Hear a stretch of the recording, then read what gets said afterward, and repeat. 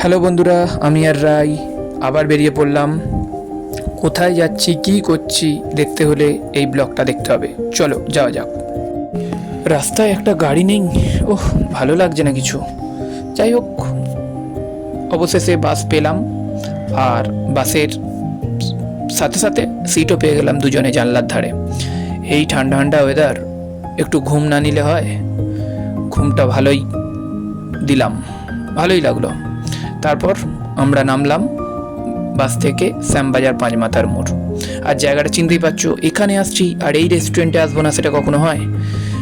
খাবার যতক্ষণ না আসছে ততক্ষণ রাই একটু ফটো তুলে নিল নিজের। আর বাবা, খাবার দিতে দিতেই খেতে শুরু করে দিয়েছে। আমাকে একবারও ডাকলোও না, বললেও না যে খাবারটা খাও। যাই হোক, খুব টেস্টি খাবার, সত্যি খুব খিদে পেয়েছিল আমাদের। অনেক সকালে বেরিয়েছিলাম তো তো এখানে আসলে এই রেস্টুরেন্টে অবশ্যই আসবে। আর খাবারটা সত্যি খুব এখানকার সুস্বাদু, খুব ভালো, খুব সুন্দর।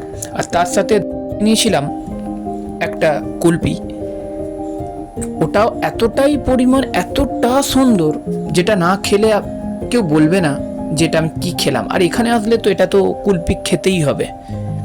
তারপর আমরা চলে এলাম একটা শপিং মলে। পুজো আসছে, সুন্দর সুন্দর কালেকশন এখানে আছে, তোমরাই দেখো।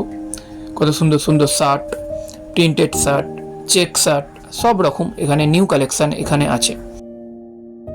যাই হোক, রায়ের মনটা খারাপ হয়ে গেল, ও কিছু কিনতে পারলো না। কেমন লাগলো ব্লগটা? আজ এই পর্যন্ত, টাটা।